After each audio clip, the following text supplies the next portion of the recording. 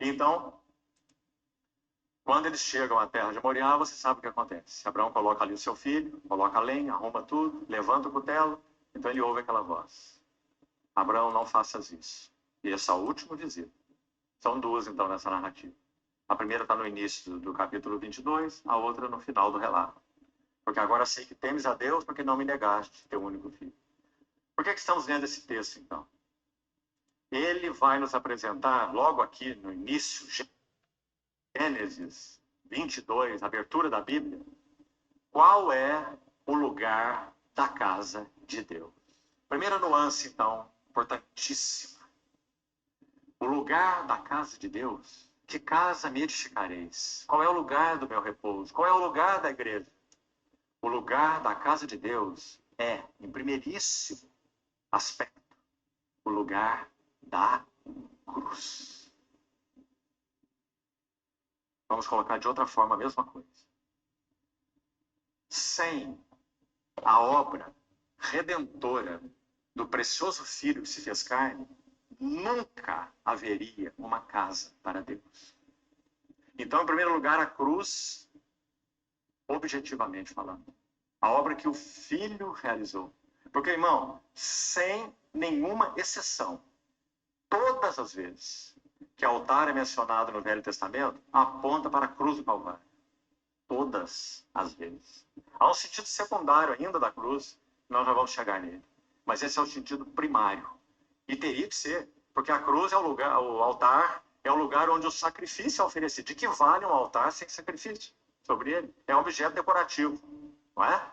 Então o altar é o lugar do sacrifício.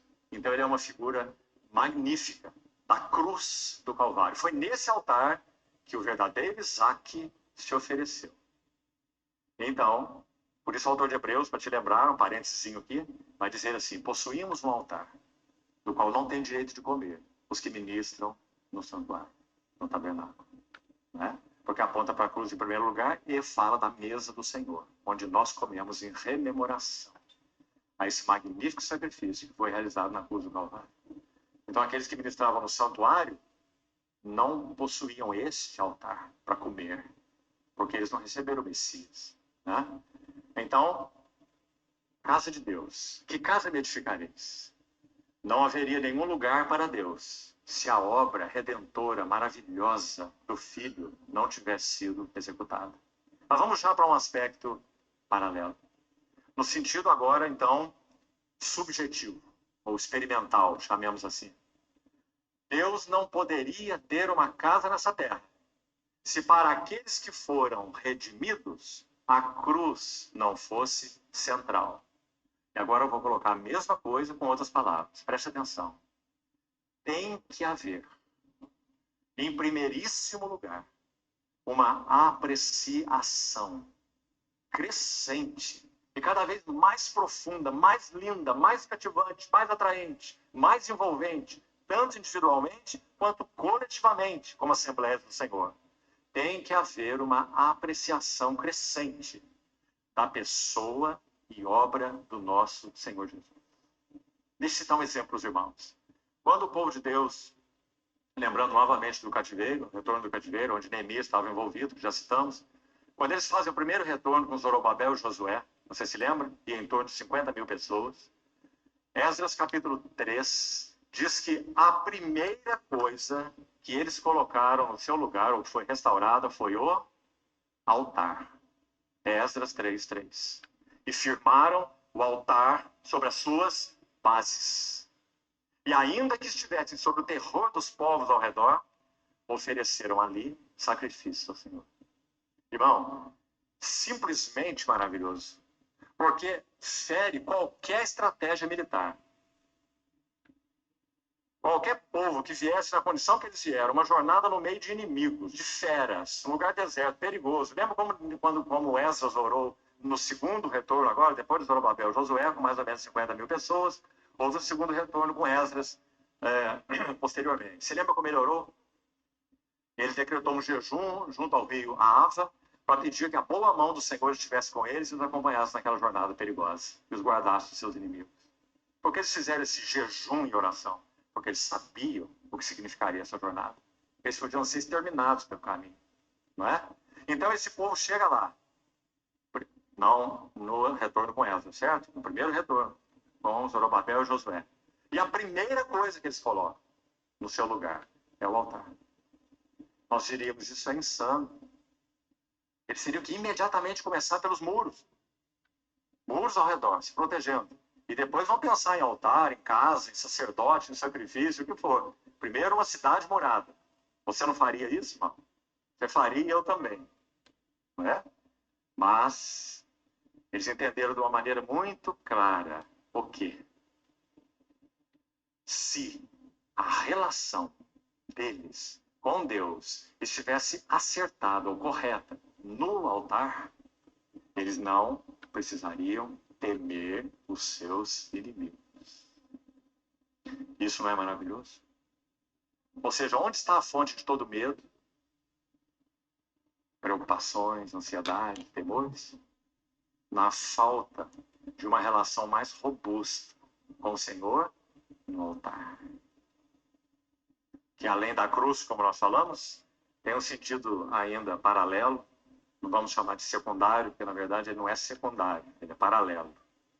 E o sentido é consagração. O altar fala de entrega de tudo. O altar fala de tudo para Deus. O altar fala que ele é tudo, que nós sabemos disso. Essa consagração a gente devia de ver o seguinte: eu tenho que consagrar o meu corpo a Deus, o meu olhar a Deus, o meu óculos a Deus, meus equipamentos a Deus, a minha vida, os meus filhos, consagrar a Deus. Tudo é dele. É aí que está ligado o espírito da mordomia. Ou seja, eu tenho que cuidar das coisas como se fossem minhas, coisas minhas ou não minhas no plano horizontal.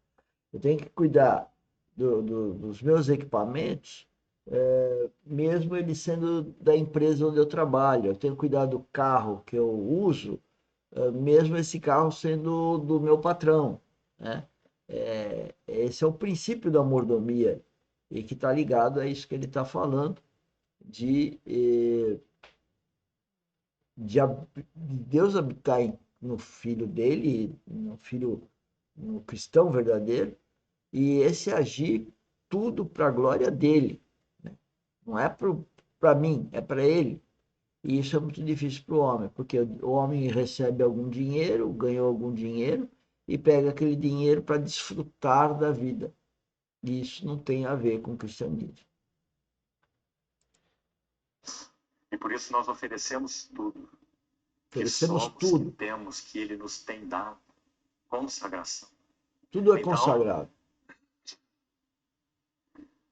tem que haver, me permitam repetir, uma apreciação crescente, constante, cada vez mais profunda da gloriosa pessoa, da gloriosa obra do nosso Senhor Jesus. Do contrário, a casa de Deus não poderá ser edificada.